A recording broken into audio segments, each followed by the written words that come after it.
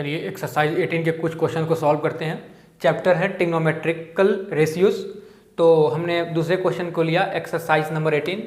Question पढ़ते हैं। If A is an acute angle and sec A is equal to 17/8 find all other trigonometrical ratio of angle ए।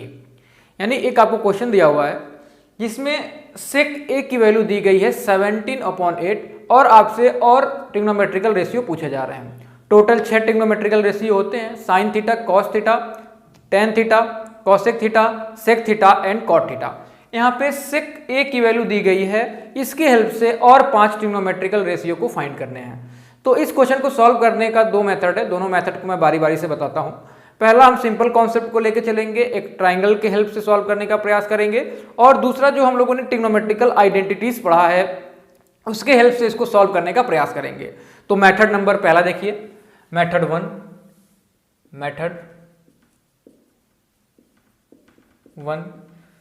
कहा गया सेक A is equal to 17/8, यानी जो सेक ए की value दी गई है, सेक ए ये दी गई है 17/8, और सेक थीटा की वैल्यू क्या होती है? सेक थीटा आपने पढ़ा होगा, सेक ए हम लिख लेते हैं क्योंकि यहां पे ए दिया हुआ है। Sec A is equal to hypotenuse upon base, ये फॉर्मूला होता है सेक ए का।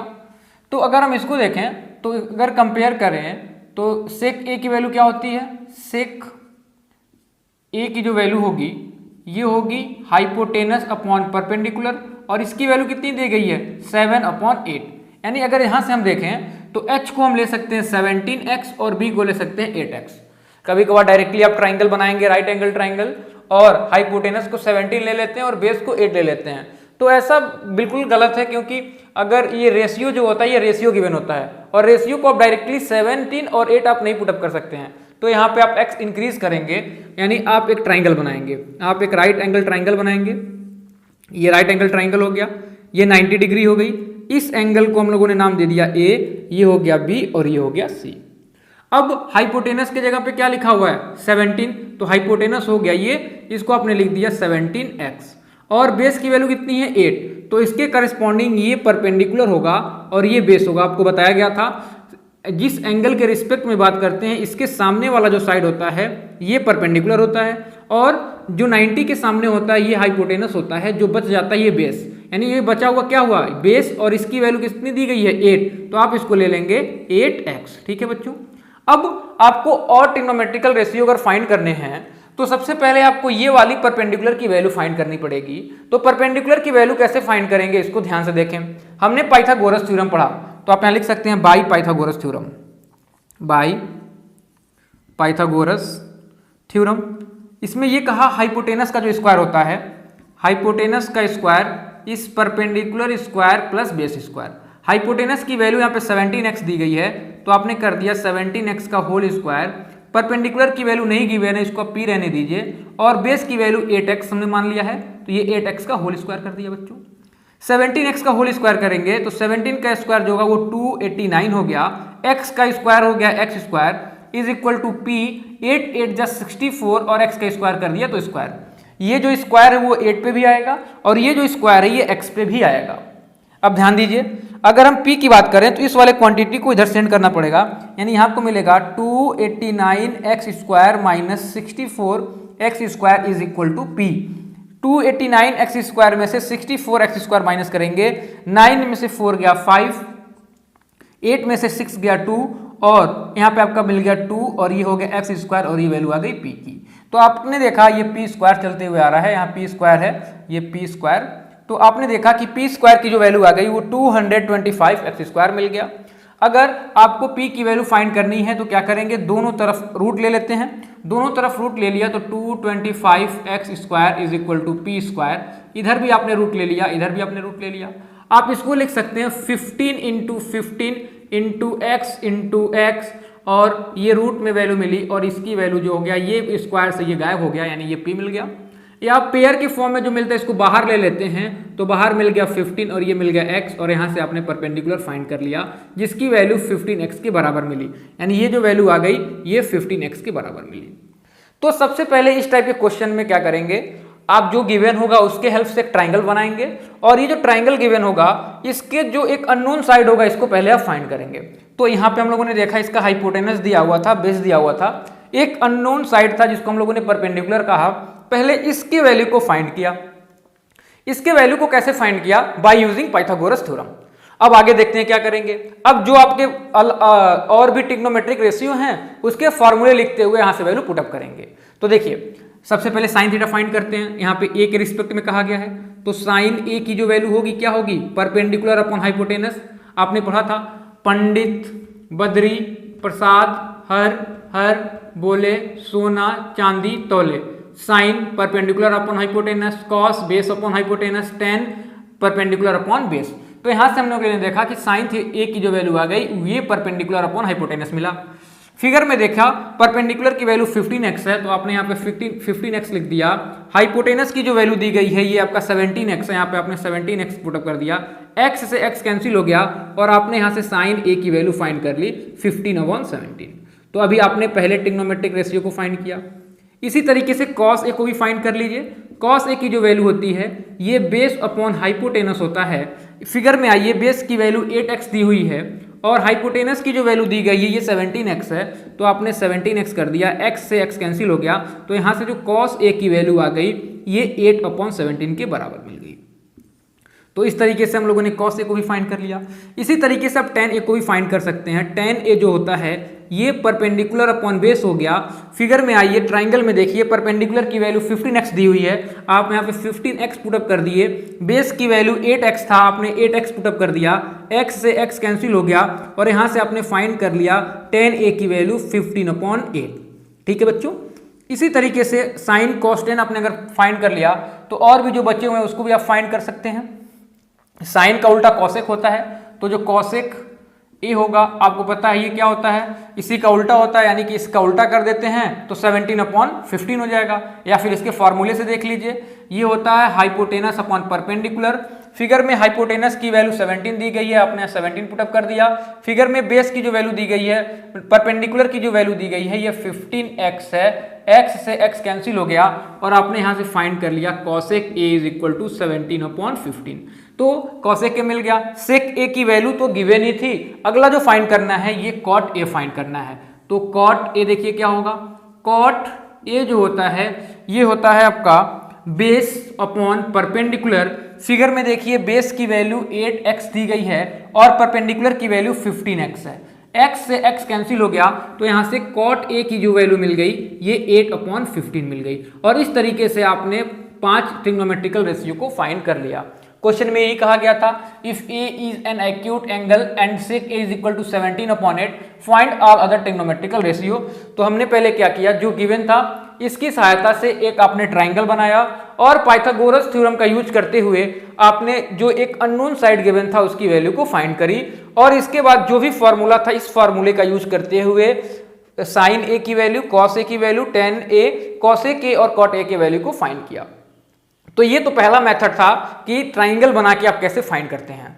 अगर क्वेश्चन में यही कह दिया होता without by using trigonometrical identities तो आप ऐसे नहीं करते, क्योंकि यहाँ जो भी हम लोगों ने क्वेश्चन को सॉल्व किया यहाँ पे कहीं पे भी हम लोगों ने ट्रिग्नोमेट्रिकल आइडेंटिटीज का यूज नहीं किया।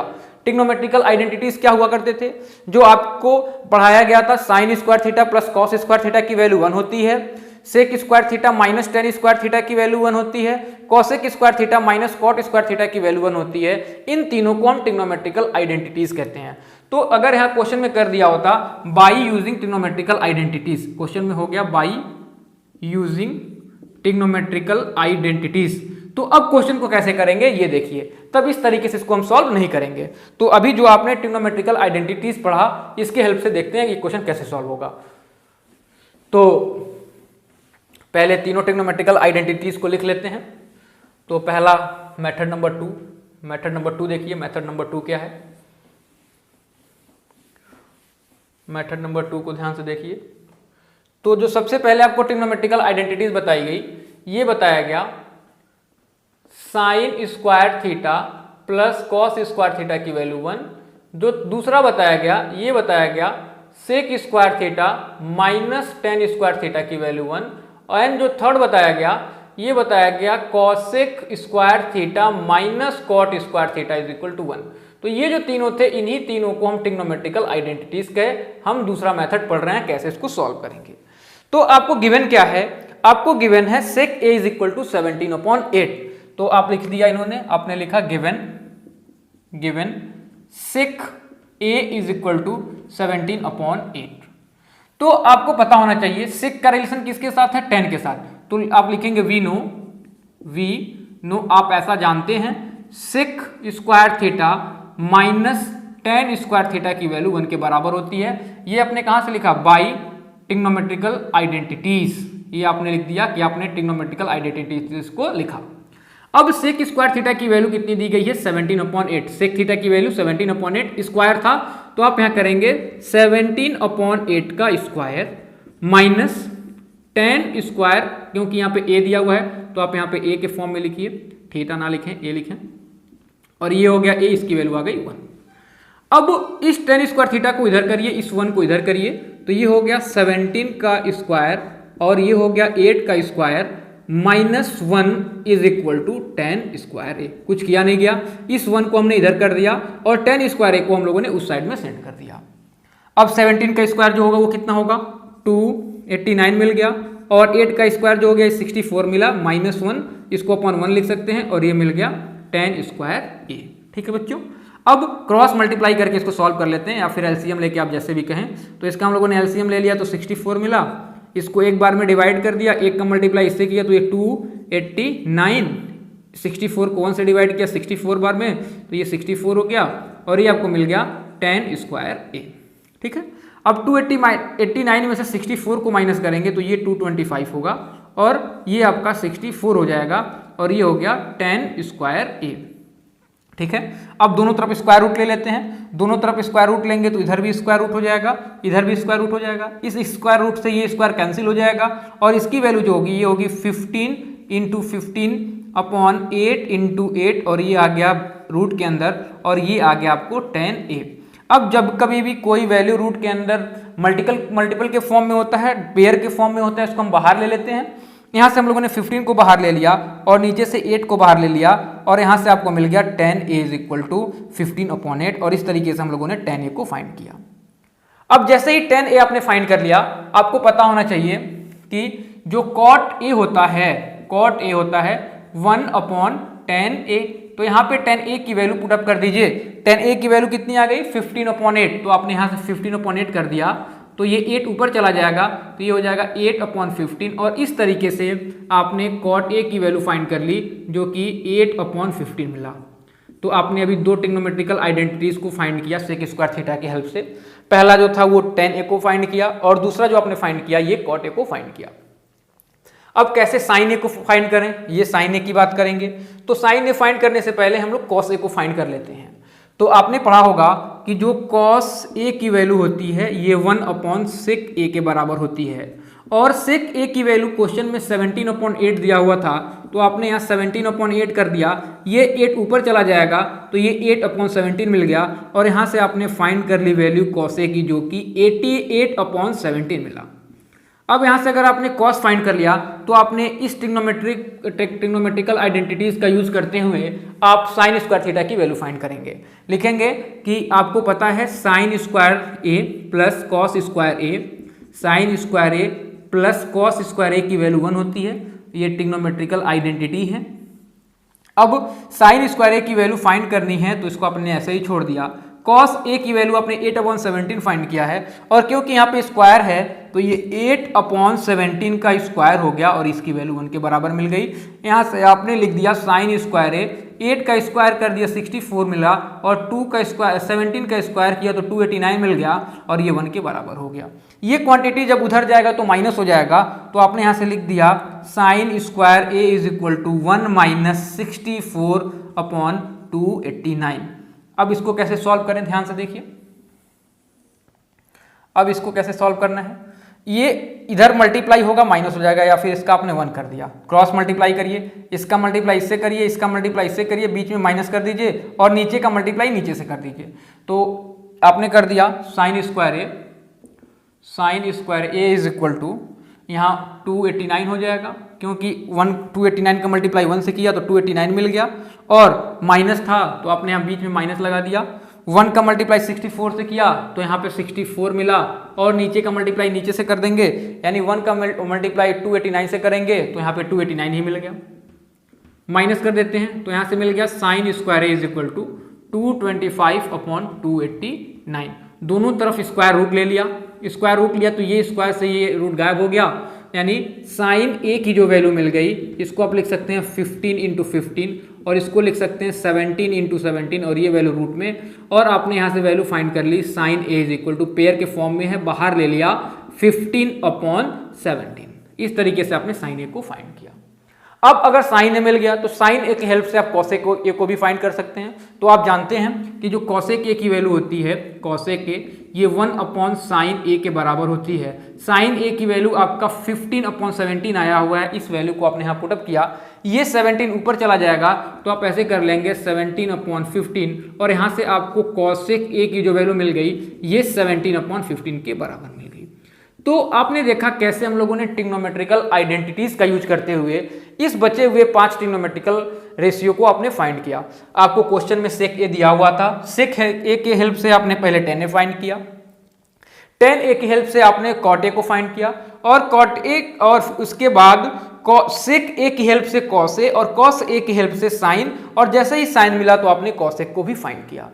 तो ये दूसरा मेथड था कि कैसे और अदर ट्रिग्नोमेट्रिकल रेशियो को फाइंड करना है।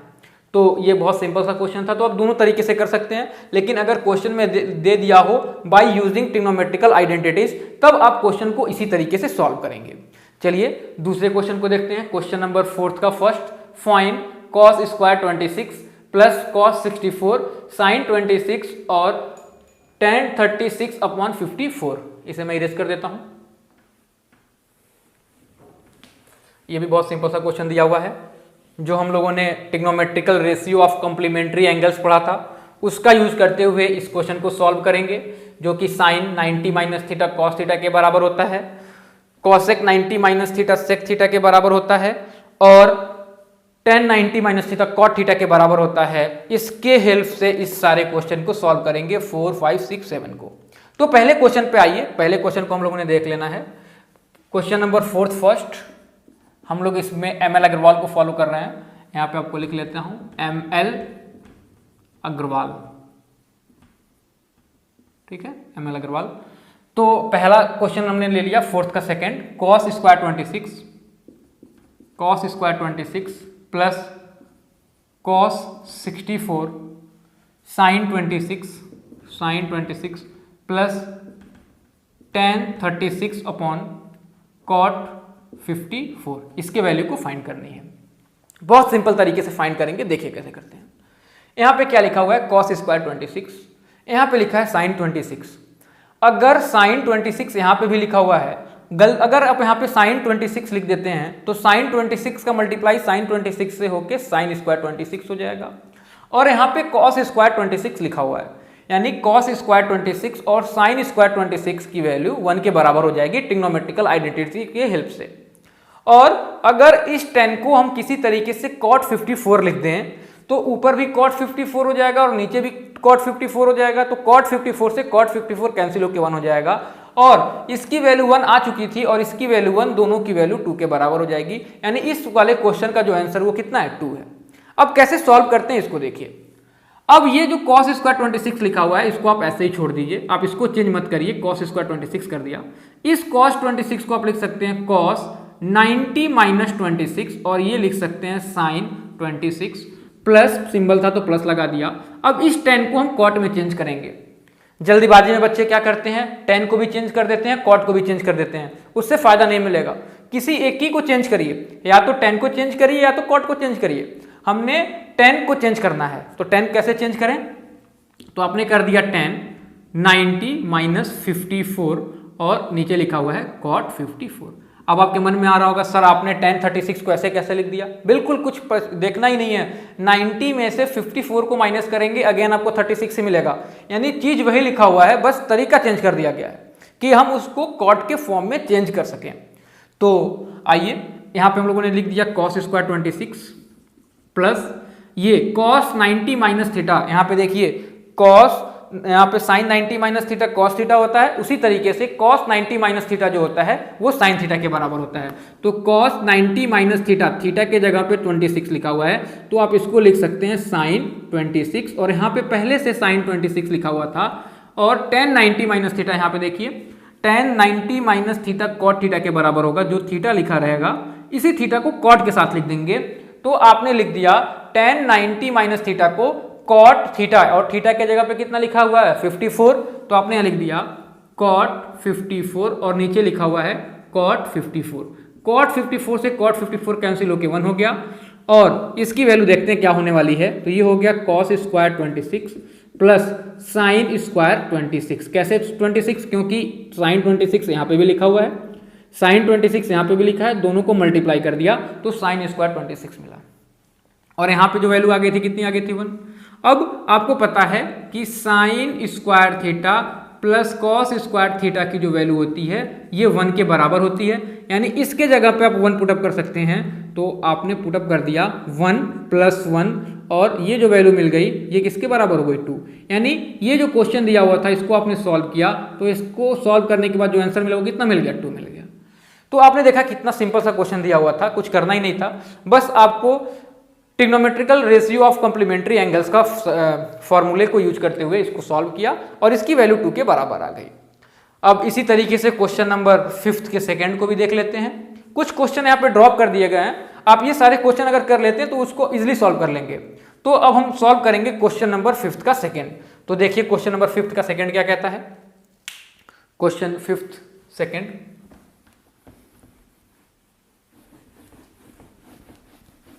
क्वेश्चन नंबर 5 सेकंड, इसमें भी ट्रिग्नोमेट्रिकल आइडेंटिटीज का यूज कर सकते हैं और कॉम्प्लीमेंट्री एंगल्स का यूज तो करना ही है।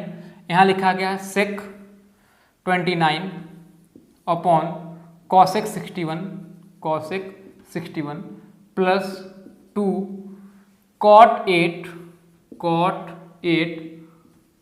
cot 17 cot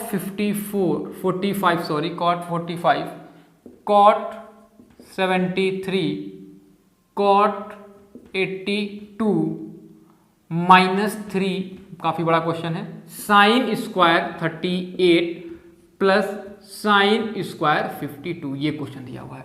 इसके वैल्यू को फाइंड करना है। क्वेश्चन बड़ा देख के घबराना नहीं है, बहुत ही सिंपल क्वेश्चन दिया हुआ है, देखिए कैसे सॉल्व करेंगे। अभी आपको बताया किसी एक को किसी दूसरे के फॉर्म में चेंज करते हैं, पिछले क्वेश्चन में बताया गया। तो अगर इस sec 29 को हम cosec के टर्म में चेंज कर दें और इस cot को हम लोग किसी तरीके से cot के टर्म में लिखा हुआ है, तो अगर इसको नीचे करके tan के टर्म में लिख दें तो ये tan से ये वाला cot कैंसिल हो जाएगा और इस वाले tan से ये वाला cot कैंसिल हो जाएगा। और cot 45 की जो वैल्यू होती है 1 के बराबर होती है, ये अभी आपको बताया जाएगा। cot 45 अभी आप याद कर लीजिए, cot 45 की जो वैल्यू होती है 1 होती है। और फिर इस साइन को किसी साइन को आप cos में चेंज कर देंगे और फिर इसको सॉल्व करेंगे और आपको सॉल्यूशन मिलेगा। तो देखिए कैसे करना है। sec 29 को आप लिख सकते हैं sec 90 - 61 और इसको लिख सकते हैं cosec 61 प्लस 2 cot का उल्टा tan होता है, आपने पढ़ा होगा कि tan theta is equal to 1 upon cot theta, उसी तरीके से cot theta is equal to 1 upon tan theta, reciprocal relation जो हम लोगों ने पढ़ा था। तो रेसिप्रोकल रिलेशन से आपने इसको लिख दिया 1 अपॉन tan 8 और इसको रेसिप्रोकल रिलेशन से कर दिया 1 अपॉन tan 17 और cot 45 की वैल्यू 1 हो गई। अभी आपको याद कर लेना है कि cot 45 की जो वैल्यू होगी वो 1 ही होगी और cot 73 को ऐसे ही छोड़ दिया और यहाँ पे cot 82 ऐसे ही छोड़ दिया -3। साइन को ऐसे ही रहने दिया, इस वाले साइन को चेंज कर लेंगे तो साइन स्क्वायर 36 प्लस इसको आप लिख सकते हैं साइन स्क्वायर 90 - 36, क्योंकि 90 में से 36 को माइनस करेंगे तो अगेन आपको 52 मिल जाएगा। तो आपने इसको ब्रैकेट में क्लोज कर दिया। ठीक है, अब इसको सॉल्व करते हैं। अब आपके मन में आ रहा होगा क्या इस वाले साइन को हम चेंज नहीं कर सकते हैं? तो कर सकते हैं। अगर आपको मन करे इस वाले साइन को चेंज करिए, मन करे इस वाले साइन को चेंज करिए, लेकिन किसी एक ही को सॉल्व चेंज करिए। ऐसा नहीं है कि आप इस साइन को भी कॉस में चेंज कर दीजिए, इस साइन को भी कॉस में चेंज कर दीजिए और फिर आपको कुछ रिजल्ट ही ना मिले। तो आप किसी एक ही साइन को चेंज करेंगे। ऐसा क्यों, अभी आपको समझ में आ जाएगा। तो ऐसा हम लोगों ने कर लिया। अब sec 90 - थीटा जो होता है ये cosec थीटा होता है। यहाँ पे देख सकते हैं कॉसेक का रिलेशन किसके साथ है, सेक। इसी तरीके से जब सेक 90 माइनस थीटा होता है तो कॉसेक थीटा होता है। तो हमने क्या किया, ये जो कॉसेक 90 माइनस थीटा लिखा हुआ है इसको सेक 90 माइनस थीटा को कॉस के टर्म में लिखा, तो ये हो गया कॉसेक 61 और नीचे लिखा हुआ है कॉसेक 61, ये हो गया 2। 10 को आप लिख सकते हैं कॉट के टर्म में, कॉट 90 माइनस 82 ब्रैकेट इनटू, इसको भी आप लिख सकते हैं 10 90 माइनस 73, ये 1 था तो इसे छोड़ दिया, और ये हो गया कॉट 73 कॉट 82 माइनस 3 और यहाँ लिखा हुआ है साइन स्क्वायर 36, और ये साइन 90 माइनस थीटा क्या होता है, अब स्क्वायर लगा हुआ है तो ऐसे ही रहने देंगे, घबराना नहीं है कि स्क्वायर लगाया तो स्क्वायर क्या करना है, स्क्वायर को ऐसे ही छोड़ देंगे। तो साइन स्क्वायर का जो होता है sine 90 minus theta cos theta होता है, तो यहाँ पे स्क्वायर है तो आप इसको लिख देंगे कॉस स्क्वायर 36, बस, यानी कुछ करना नहीं है। यहाँ पे स्क्वायर था तो आप भी स्क्वायर कर देंगे। हो क्या रहा है बेसिकली आप ऐसे देख लीजिए, जब यहाँ लिखा है साइन स्क्वायर 52 तो आप इसको लिख सकते हैं साइन 52 का होल स्क्वायर, और फिर आप इसको ब्रेक करके ऐसे भी लिख सकते हैं साइन 52 और इसको मल्टीप्लाई साइन 52, फिर अलग अलग आप लिख सकते हैं साइन 90 माइनस 36 और इसको भी लिख सकते हैं साइन 90 माइनस 36, और ये साइन कॉस में कन्वर्ट हो जाएगा तो ये हो जाएगा कॉस 52 और ये भी हो जाएगा कॉस 52, और फिर आप इसको मल्टीप्लाई कर लेंगे तो ये क्या हो जाएगा कॉस स्क्वायर 52। तो इतना स्टेप करने की जरूरत नहीं है, आप सिंपली जो स्क्वायर है उसको स्क्वायर के टर्म में वैसे ही ब्रेक कर दीजिए, यानी ये स्क्वायर था तो आपने कॉस पे स्क्वायर कर दिया। हो क्या रहा है, इतना कुछ हो रहा है, यानी इसको हम बिल्कुल ऐसे लिख सकते हैं, कोई समस्या नहीं है। ठीक है, तो ये हम लोगों ने देखा इसको कैसे लिख सकते हैं। तो यहाँ पे क्वेश्चन दिया हुआ था, इसको आपने साइन के टर्म कॉस के टर्म में लिख दिया। अब देखिए, अब ये तो इससे कैंसिल हो गया, इसकी वैल्यू 1 हो गई, plus 2 1 upon cot 90 minus theta क्या होता है, टेन थीटा होता है, तो कॉट 90 माइनस थीटा को आपने कर दिया, रुक जाइए यहाँ गड़बड़ हो गया है, यहाँ 10 था तो यहाँ पे 10 होगा, ठीक है, यहाँ पे 10 होगा। अब 10 90 माइनस थीटा क्या होता है, कॉट थीटा होता है, तो आप इसको लिख सकते हैं कॉट 82, इसको लिख सकते हैं 10 90 माइनस थीटा, इसको लिख सकते हैं कॉट 73, और ऊपर लिखा हुआ है कॉट 73 और कॉट 82 माइनस 3। इसकी वैल्यू जो होती है ये 1 के बराबर होती है। अभी आपको बताया गया था कि sine square theta plus cos square theta की वैल्यू 1 होती है, ये ट्रिग्नोमेट्रिकल आइडेंटिटी है, यानी इसकी वैल्यू जो हो गई 1 हो गई। अब ये कॉट 73 से ये कॉट 73 गायब हो गया, इस कॉट 82 से ये कॉट 82 गायब हो गया, यानी इसकी जो वैल्यू मिल गई 1 प्लस 2, 1 का मल्टीप्लाई हुआ तो ये 2 ही रहा, और माइनस 3, क्योंकि जब 3 का मल्टीप्लाई 1 से होगा तो ये 3 ही मिलेगा। अब 1 प्लस 3 मिलकर ये हो गया 3 माइनस 3, इस कट गया और इसकी वैल्यू कितनी आ गई, 0 आ गई। तो इस तरीके से हमने देखा कि इतने बड़े क्वेश्चन को कितने ईजी तरीके से हम लोगों ने सॉल्व किया। क्वेश्चन में कुछ था नहीं, क्वेश्चन में आप trigonometrical ratio of complementary angles पढ़ लेना है और ट्रिग्नोमेट्रिकल आइडेंटिटीज क्या है इसके हेल्प से इस क्वेश्चन को सॉल्व किया। ये आपके बोर्ड एग्जामिनेशन में कंपलसरी पार्ट में 3 नंबर के क्वेश्चन में पूछा जाता है। ठीक है, अगले क्वेश्चन की तरफ बढ़ते हैं। 6th के पहले क्वेश्चन को हमको सॉल्व करना है, तो यही सॉल्व कर लेते हैं। 6th का first question, 6th first question कहा गया sine 35 cos 55 plus cos 35 sine 55 upon cosec square 10 minus tan square 80, इसको सॉल्व करना है। तो देखिए इसमें भी आप क्या करेंगे, एक साइन को कॉस के में चेंज कर दीजिए कि ये कॉस स्क्वायर 55 हो जाए, और इस वाले कॉस को साइन के फॉर्म में चेंज कर दीजिए कि ये साइन 55 हो जाए। तो ये साइन 55 और साइन 55 मल्टीप्लाई होके साइन स्क्वायर 55 मिल जाएगा, और नीचे वाले कॉस को आप सेक के फॉर्म में चेंज कर दीजिए कि sec square theta minus tan square theta की वैल्यू 1 होती है, जो कि यहाँ पे ट्रिग्नोमेट्रिकल आइडेंटिटी लिखा हुआ है। इस तरीके के सॉल्व करने के लिए आप इस फॉर्म में लाने का प्रयास करिए।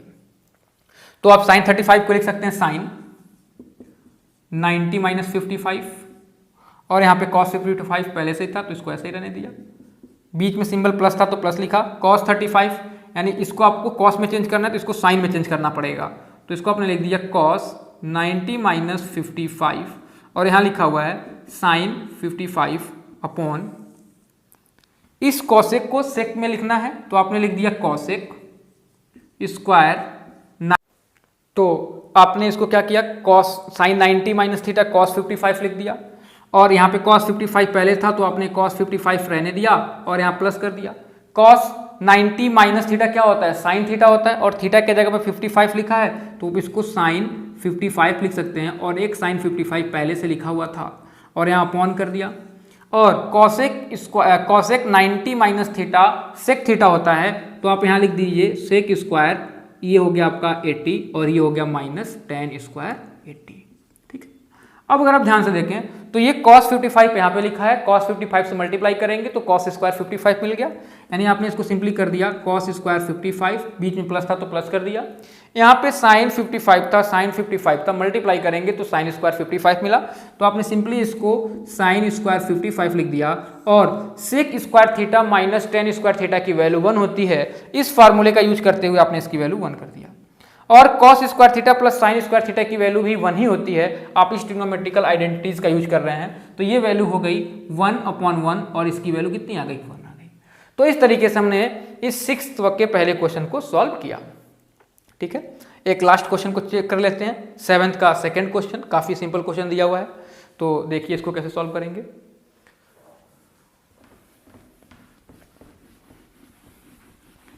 7th का सेकेंड क्वेश्चन, फर्स्ट क्वेश्चन आप इजीली सॉल्व कर सकते हो।